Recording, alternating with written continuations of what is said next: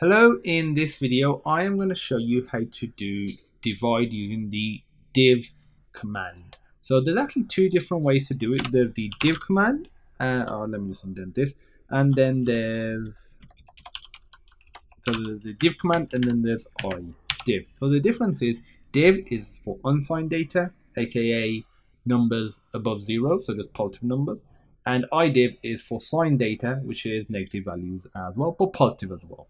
But I'm just going to deal with div for now.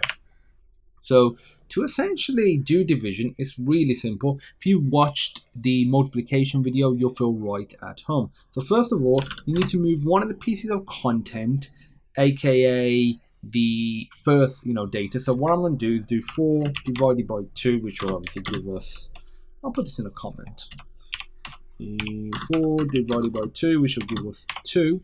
The first part needs to go into the EAX register. So we're going to move into EAX4, and then we can move the next one into any other register. That doesn't actually matter, and we can use variables as well. So I'm going to use the ESP register, as I'm not using this for anything else. I'm going to put 2. Then to do the multiplication, division, sorry, you do div or idiv, whichever one.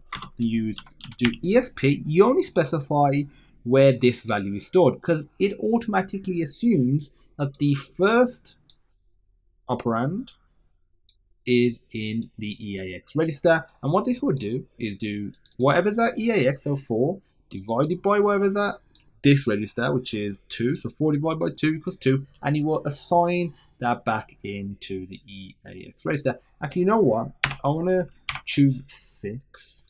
And the only reason I'm going to do this is because that way both operands are different, and so is the result. Just so there's no confusion that you might think maybe the contents of this register has been directly assigned to EAX, just to prevent any confusion. So for this, I'm just going to move the contents of the EAX register into ESP, because that's what we're going to be using for the length.